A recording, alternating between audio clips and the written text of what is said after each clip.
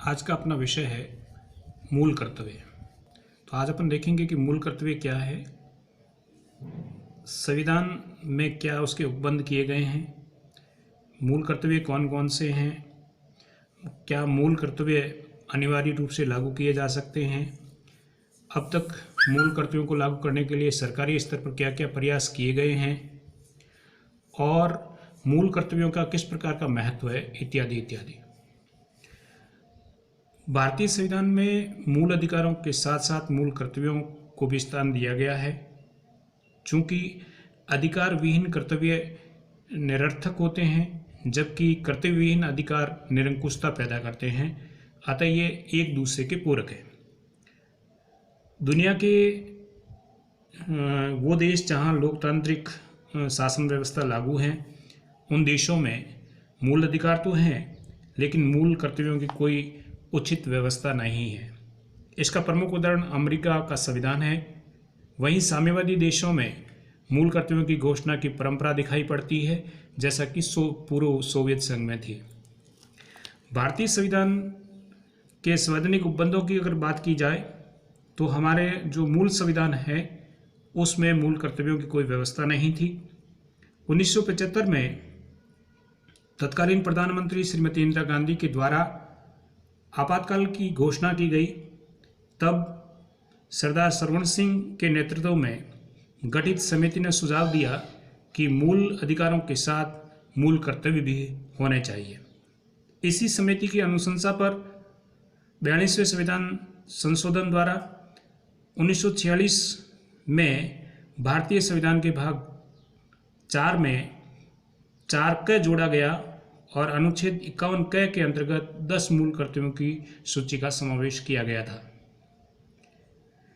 संविधान के 46वें संवैधानिक संशोधन जो 2002 में हुआ, एक और मूल कर्तव्य जिसे हम 11वां मूल कर्तव्य कह सकते हैं जोड़ा गया। इसमें प्रावधान है कि 6 से 14 वर्ष की आयु के बच्चों को माता पिता या संरक्षक का यह कर्तव्य होगा कि वे स्वयं पर आश्रित बच्चों की शिक्षा प्राप्त करने का अवसर प्रदान करें।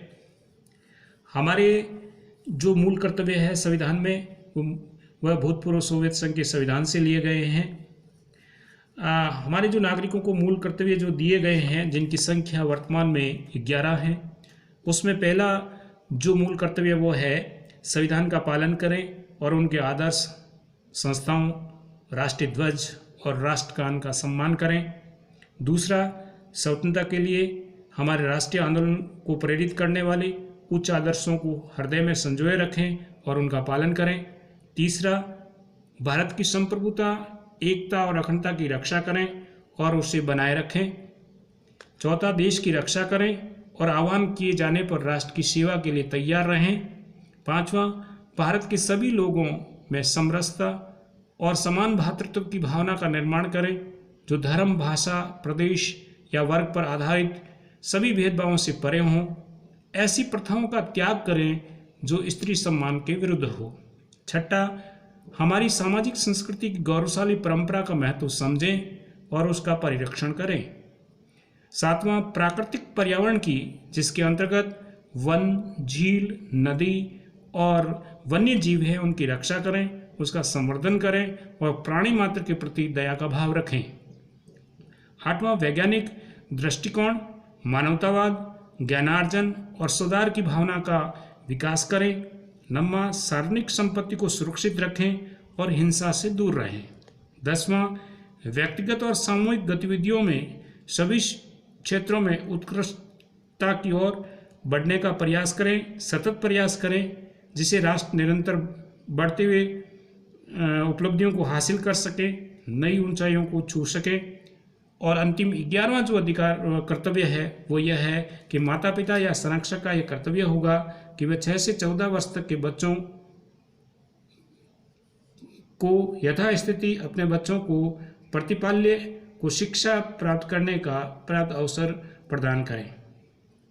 जहाँ तक मूल कर्तव्यों को लागू करने का प्रश्न है, इसके संबंध में ये कहा जा सकता है कि मूल कर्तव्य न्यायालय द्वारा प्रवर्तित नहीं कराए जा सकते।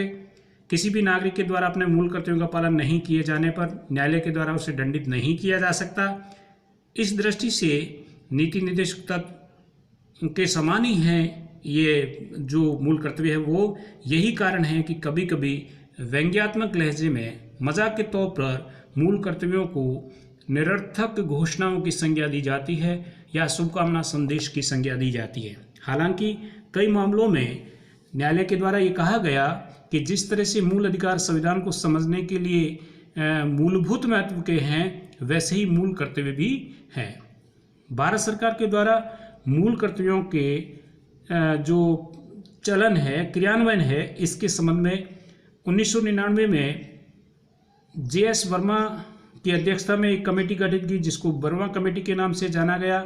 इस समिति के द्वारा प्रस्तुत रिपोर्ट के अंतर्गत सर्वोच्च न्यायालय ने 138 ऐसे निर्णयों की सूची तैयार की जिसमें पर्यावरण के संरक्षण को एक मुख्य आधार बनाया गया था। इसका मतलब यह है कि पर्यावरण संरक्षण का कर्तव्य सिर्फ सरकार का न होकर प्रत्येक व्यक्ति का भी है और उनके अधिकारों पर इस दृष्टि से सीमाएं आरोपित की जा सकती है।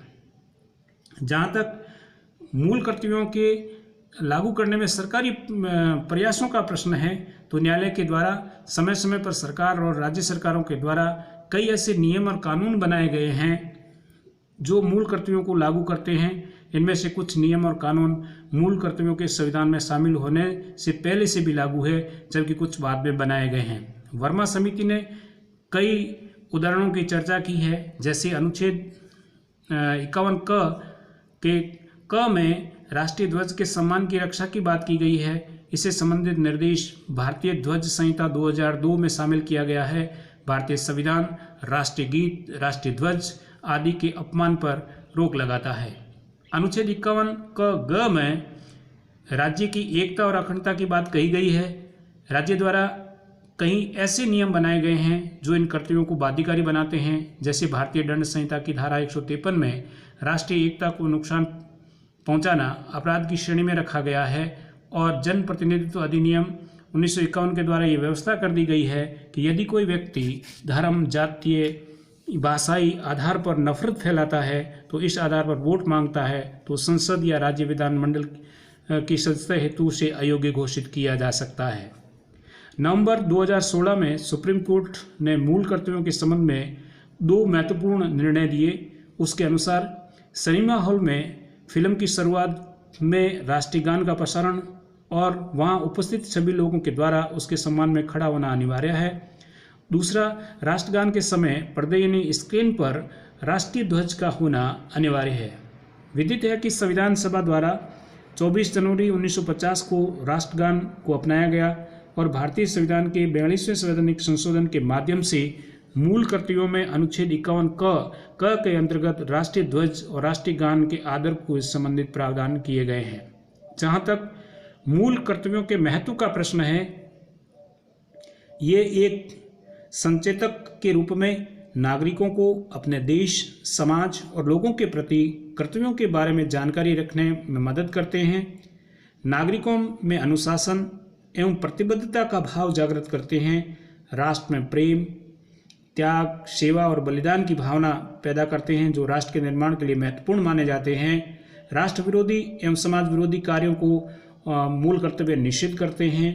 मूल कर्तव्य विधि के द्वारा लागू होते हैं और उनमें से किसी के भी पूर्ण न होने पर या असफल रहने पर संसद उसमें उचित अर्थदंड या सजा का प्रावधान कर सकती है। मूल कर्तव्य के संवैधानिक प्रावधानों के कारण मूल अधिकार और मूल कर्तव्यों में संतुलन स्थापित होता है। मूल कर्तव्य ही वास्तविक रूप से मूल अधिकारों और नीति निर्देशक तत्वों को सफल बनाते हैं। इसलिए मूल कर्तव्यों की पालना में ही मूल अधिकारों का भविष्य निहित है।